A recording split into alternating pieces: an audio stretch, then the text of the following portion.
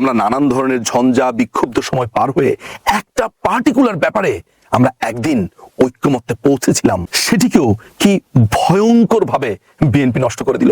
একবার ভাবুন তো, বিএনপি যদি বিচারপতিদের বয়স বাড়ানোর মতো ওই কূট সিদ্ধান্ত, ওই নোংরা সিদ্ধান্তটুকু না নিত, তাহলে কি আজকের রাজনীতিতে আপনি তত্ত্বাবধায়ক সরকার বা 111 এগুলো নিয়ে কি আপনাকে কথা বলতে হতো? তাহলে আপনি কেন বিএনপিকে এই প্রশ্ন করছেন না যে তাই তো আপনি বিচারপতিদের বয়স বাড়িয়ে আপনার মনোনীত বিচারপতি হাসানকে তত্ত্বাবধায়ক সরকারের উপদেষ্টা করতে চেয়েছিলেন? কেন আপনি কেন এই চালাকিটুকু করেছেন? এই চালাকিটুকু করার কারণেই তো 111 সরকার এসেছে, এই চালাকিটুকু করার কারণেই তো সব রাজনীতিবিদরা গ্রেফতার হয়েছে। আপনি এই চালাকিটুকু করেছেন বলেই তো আপনার কোর্টের রিট হয়েছে। আপনি এই চালাকিটুকু করেছেন বলেই তো আদালত সেটার উপরে ভিত্তি করে সমস্ত কিছু বিবেচনা করে এই তত্ত্বাবধায়ক সরকারকে আমাদের বেসিক স্ট্রাকচার অফ দ্য কনস্টিটিউশনের বিরুদ্ধ বলেছে।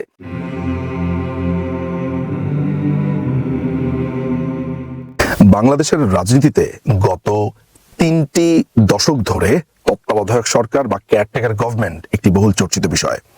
এই তত্ত্বাবধায়ক সরকারের উন্মেষ থেকে শুরু করে পরবর্তী সময় সেটা ছেদ এবং পরবর্তী সময় সেটির নানাবিধ ব্যবহার এবং এটিকে বাতিলকরণ, এটি থাকবে কি থাকবে না, সংবিধান থেকে মুছে দেওয়া হবে কিংবা সংবিধানে থাকবে কিংবা এটির পুনর্জাগরণ, এসব সব কিছু মিলে তত্ত্বাবধায়ক সরকার ব্যবস্থা বা কেয়ারটেকার গভর্নমেন্ট নিয়ে বাংলাদেশের রাজনীতি প্রবলভাবে উত্তেজিত ছিল, প্রবলভাবে উত্তপ্ত ছিল। ইনফ্যাক্ট 2024 সালের 7 জানুয়ারি দ্বাদশ জাতীয় সংসদ নির্বাচনে এই কেয়ারটেকার গভর্নমেন্ট এটি ছিল আলোচনার অন্যতম বিষয়বস্তু। বাংলাদেশের একটি বৃহৎ রাজনৈতিক দল বলে দাবি করা বাংলাদেশ জাতীয়তাবাদী দল ওরফে বিএনপি বারবার বলে এসেছে যে তত্ত্বাবধায়ক সরকার ব্যবস্থা ছাড়া তারা নির্বাচনে যাবে না এবং এই ব্যবস্থার প্রতি তাদের পূর্ণ আস্থা আছে। কিন্তু যখন এই তত্ত্বাবধায়ক সরকার ব্যবস্থার উন্মেষ ঘটেছিল, অর্থাৎ বাংলাদেশ আওয়ামী লীগ যখন এই তত্ত্বাবধায়ক ব্যবস্থা প্রবর্তনের জন্য আন্দোলন সংগ্রাম করেছিল, সে সময় এই বাংলাদেশ জাতীয়তাবাদী দল বিএনপি বলেছিল পাগল ও শিশু ছাড়া বাংলাদেশের কেউ নিরপেক্ষ নয় এবং তত্ত্বাবধায়ক সরকার ব্যবস্থা তারা প্রবর্তন করতে চায়নি। আর প্রবর্তন করতে চায়নি বলেই 1996 সালের 15ই ফেব্রুয়ারি তারা একতরফা নির্বাচন করেছিল। পরবর্তী সময় বাংলাদেশ আওয়ামী লীগ, জাতীয় পার্টি এবং নানাবিধ বাম দল যারা রয়েছে বাংলাদেশে, তাদের সম্মিলিত আন্দোলনের ফলে তত্ত্বাবধায়ক ব্যবস্থা প্রবর্তিত হয়। পরবর্তী সময় এই তত্ত্বাবধায়ক সরকার ব্যবস্থার কি হলো সেটি নিয়েই আজকের এই ভিডিও। তত্ত্বাবধায়ক সরকারের বিষয়াদি যখন সামনে চলে আসে তখন বেশিরভাগ মানুষই এই সময় বলে থাকেন যে বাংলাদেশ আওয়ামী লীগ তত্ত্বাবধায়ক সরকার প্রবর্তনের প্রথম সারির রাজনৈতিক দল হলেও পরবর্তী সময়ে তারাই এই তত্ত্বাবধায়ক সরকার বাতিল করেছে। এই কথাটা কতটুকু সত্য? আমাদের কাছে যা এভিডেন্স রয়েছে, আমরা যা জানি, সেটি হচ্ছে তত্ত্বাবধায়ক ব্যবস্থা আদালতের মাধ্যমে বাতিল হয়েছে। কিন্তু আমাদের এটা দেখার বিষয় হচ্ছে যে এই তত্ত্বাবধায়ক সরকারের এত সংগ্রাম, এত কিছুর পরে কি এমন ঘটনা ঘটেছিল যেটির কারণে তত্ত্বাবধায়ক সরকারকে বাদ দিতে হলো। আমরা এই ভিডিওর পরবর্তী অংশগুলোতে সেগুলো ধাপে ধাপে জানবো। আপনাদেরকে এটি বলে নেওয়া ভালো যে 90 দশকের মাঝামাঝি সময় তত্ত্বাবধায়ক সরকার ব্যবস্থা প্রবর্তনের জন্য বাংলাদেশ আওয়ামী লীগের তরফ থেকে দাবি ওঠে। এই দাবির তীব্রতা প্রকাশ পায় যখন 1994 সালে মাগুরা 2 আসনের উপনির্বাচন সংগঠিত হয়।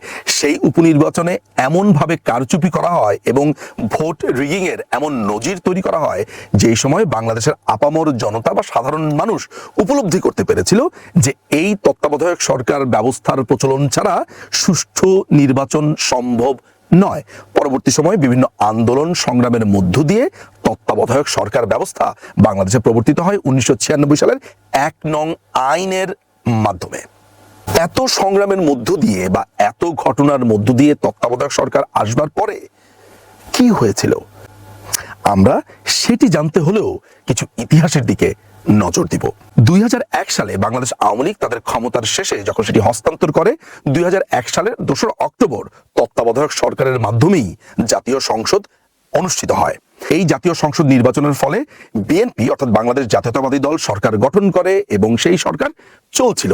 তৎকালীন বিএনপি সরকার 2004 সালের মে মাসে একটি সংশোধনী বিল সংসদে আনে। সেই পরিবর্তনগুলো বা সেই সংশোধনীগুলো কি ছিল? সংরক্ষিত মহিলা আসনের যে 30টি আসন সংরক্ষিত ছিল সেটিকে 45-এ উন্নীতকরণ এবং বাংলাদেশের যেই উচ্চ আদালতের বিচারপতি রয়েছে তাদের বয়স অর্থাৎ তাদের অবসরের বয়স 65 থেকে 67-তে করে নিয়ে আসা হয়। আপাত দৃষ্টিতে মনে হতে পারে যে নারীদের 30 আসন থেকে 45 আসন করা এবং বিচারপতিদের বয়স 65 থেকে 67 অর্থাৎ তাদের অবসরের বয়স 2 বছর বাড়িয়েছে, তাদের সমস্যা কোথায়? সমস্যাটা অনেক গভীরে। এই বিচারপতিদের বয়স বাড়ার পেছনে একটা ভয়ঙ্কর অসৎ উদ্দেশ্য ছিল। অসৎ উদ্দেশ্যটা কি? সেটি হচ্ছে যে বিএনপি মনোনীত একজন বিচারপতি এম এ হাসান তখন ছিলেন অ্যাপিলেট ডিভিশনে। তিনি একসময় বিএনপির আন্তর্জাতিক বিষয়ক সম্পাদক ছিলেন এবং বিএনপি যখন প্রথম প্রতিষ্ঠিত হয় তার একজন সদস্য ছিলেন। আমি ধরে নিলাম বিএনপির সাথে তার সংযোগ ছিল, বিএনপি একসময় করত, পরবর্তীকালে তিনি বিচারপতি হয়েছেন। এখানেই ব্যাপারটা থেমে থাকেনি। বিএনপি যেটি করেছে যে জ্যেষ্ঠতা লঙ্ঘন করে অর্থাৎ বিচারপতি হাসানের থেকে যিনি বয়োজ্যেষ্ঠ ছিলেন তাকে প্রধান বিচারপতি না করে বিচারপতি হাসানের বয়স কম থাকার পরেও তাকে প্রধান বিচারপতি করা হয়। কেন করা হয় এবং কেনই এই বয়সের ব্যাপারটা সংশোধনী করা হলো? তত্ত্বাবধায়ক সরকারের পুরো বিষয়টাই ছিল যে সর্বশেষ যেই প্রধান বিচারপতি অবসর গ্রহণ করবেন তিনি পরবর্তী তত্ত্বাবধায়ক সরকারের প্রধান হবেন।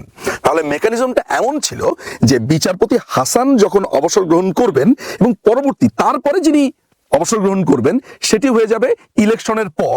বিচারপতি হাসান অবসর গ্রহণ করবার পর আর কোনো বিচারপতি অবসর গ্রহণ করবেন না, ফলে তিনি শেষ বিচারপতি হিসেবে থাকবেন। যদি এই 65 থেকে 67 বছর বয়সের পুরো ব্যাপারটা না থাকতো তাহলে কি হতো? তাহলে হতো বিচারপতি হাসান অবসর গ্রহণ করতেন এবং তারপরে যিনি প্রধান বিচারপতি হতেন তিনি অবসর গ্রহণ করতেন, ফলে তিনি হয়ে যেতেন তত্ত্বাবধায়ক সরকারের প্রধান।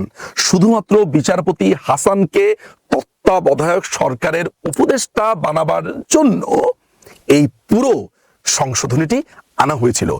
যখন এই মেকানিজম দৃষ্টিকারে রাজনীতিবিদদের এবং সাধারণ মানুষ থেকে শুরু করে সবাই দেখতে পায় তখনই প্রসঙ্গ চলে আসে যে বিচারপতি হাসান কে ছিলেন, তার রাজনৈতিক পরিচয় কি ছিল। যেটা আমি বলেছি, তিনি বিএনপির আন্তর্জাতিক বিষয়ক সম্পাদক ছিলেন, তিনি বিএনপির একজন প্রতিষ্ঠাতা সদস্য ছিলেন। সবচাইতে ভয়ঙ্কর ব্যাপার হচ্ছে বিচারপতি থাকা অবস্থাতে তিনি কুমিল্লাতে গিয়েছিলেন দুটো মাজার জিয়ারত করবার জন্য। ঠিক সেই সময় বিএনপির 2 জন বড় রাজনীতিবিদ তার সাথে দেখা করেন, ফুলের শুভেচ্ছা জানান এবং তাদের নেতাকর্মীরা তাকে ক্রমাগত অভিনন্দন জানাতে থাকেন। এর মধ্যে একজন ছিলেন কুমিল্লা বিএনপির সাধারণ সম্পাদক জনাব জাহাঙ্গীর এবং আরেকজন মনোনয়ন প্রত্যাশী ভবিতব্য এমপি জনাব বাপ্পি। এই ঘটনাগুলো বিচারপতি হাসানের পূর্ববর্তী রাজনৈতিক পরিচয় এবং বিএনপির এই সংশোধনীর পেছনের কুটচাল, এই সব কিছু মিলে এমন ভাবে প্রশ্নবিদ্ধ করে যে তত্ত্বাবধায়ক সরকারের পুরো যে সিস্টেমটা সেটি প্রশ্নবিদ্ধ হয়ে পড়ে। অথচ তত্ত্বাবধায়ক সরকার ব্যবস্থা আনা হয়েছিল এমন যে একটি দল যখন ক্ষমতায় থাকবে, তাদের ক্ষমতা যখন মেয়াদ শেষ হবে, তখন একজন নিউট্রাল ব্যক্তিবর্গ আসবেন যারা শুধুমাত্র 3টি মাসের জন্য এসে এই নির্বাচনকে পরিচালনা করবেন, যাতে করে নির্বাচন নিয়ে কোনো প্রশ্ন না আসতে পারে।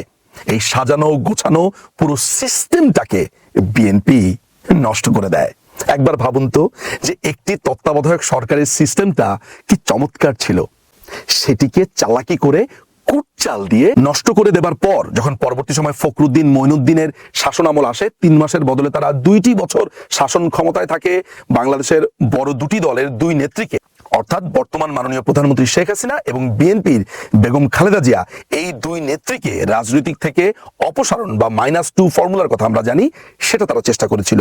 বিভিন্ন রাজনীতিবিদের বিরুদ্ধে ভুয়া মামলা, নানান ধরনের হয়রানি তারা করেছিল। অর্থাৎ যেই নষ্টটা বিএনপি তত্ত্বাবধায়ক সরকারের সিস্টেমে করেছিল সেটি তাদেরকে দংশন করে। এই যে আওয়ামী লীগকে আমি তীরবিদ্ধ করতে চাই, একবার নিজের বিবেকের কাছে প্রশ্ন করুন তো, আমি আপনাদেরকে এখন পর্যন্ত যা বলেছি নিজেকে প্রশ্ন করুন। তাই তো এই তত্ত্বাবধায়ক সরকার নষ্ট করলো কে? এই তত্ত্বাবধায়ক সরকারকে পুরো কলুষিত করেছিল বিএনপি। তত্ত্বাবধায়ক সরকারটুকু হয়েছিল বাংলাদেশের মতো এমন একটা রাজনৈতিক দেশে যেখানে কোনো বিষয়ে কোনো রাজনীতিবিদরা ঐক্যমত্যে পৌঁছাতে পারেন না। আমরা নানান ধরনের ঝঞ্ঝা বিক্ষুব্ধ সময় পার হয়ে একটা পার্টিকুলার ব্যাপারে আমরা একদিন ঐক্যমত্যে পৌঁছেছিলাম, সেটিকেও কি ভয়ঙ্কর ভাবে বিএনপি নষ্ট করে দিল। একবার ভাবুন তো, বিএনপি যদি বিচারপতিদের বয়স বাড়ানোর মতো ওই কূট সিদ্ধান্ত, ওই নোংরা সিদ্ধান্তটুকু না নিত, তাহলে কি আজকের রাজনীতিতে আপনি তত্ত্বাবধায়ক সরকার বা 111 এগুলো নিয়ে কি আপনাকে কথা বলতে হতো? তাহলে আপনি কেন বিএনপিকে এই প্রশ্ন করছেন না যে তাই তো আপনি বিচারপতিদের বয়স বাড়িয়ে আপনার মনোনীত বিচারপতি হাসানকে তত্ত্বাবধায়ক সরকারের উপদেষ্টা করতে চেয়েছিলেন? কেন আপনি কেন এই চালাকিটুকু করেছেন? এই চালাকিটুকু করার কারণেই তো 111 সরকার এসেছে, এই চালাকিটুকু করার কারণেই তো সব রাজনীতিবিদরা গ্রেফতার হয়েছে, এই চালাকিটুকু করার কারণেই তো আপনার 2টি বছর ধরে একটি অনির্বাচিত সরকার ছিল। আপনি এই চালাকিটুকু করেছেন বলেই তো আপনার কোর্টে রিট হয়েছে, আপনি এই চালাকিটুকু করেছেন বলেই তো আদালত সেটার উপরে ভিত্তি করে সমস্ত কিছু বিবেচনা করে এই তত্ত্বাবধায়ক সরকারকে আমাদের বেসিক স্ট্রাকচার অফ দ্য কনস্টিটিউশনের বিরুদ্ধ বলেছে। যদি এই সিস্টেমের অপপ্রয়োগ বিএনপি না করত, আজ পর্যন্ত তত্ত্বাবধায়ক সরকারের সিস্টেমটা ভালোভাবেই থাকতো। এখন আপনি ঘর পুড়িয়ে দিয়ে আপনি মানুষের কাছে গিয়ে বলছেন, দেখেন আমার ঘর পুড়িয়ে দেওয়া হয়েছে। ঘরটা পোড়ালোকে আমি দর্শকদের কাছে শুধু একটা প্রশ্ন রেখে যাব, তত্ত্বাবধায়ক সরকার এই বিএনপি কেন নষ্ট করলো, সেটার জবাব আমি সবার কাছে চাই। অনেক ধন্যবাদ।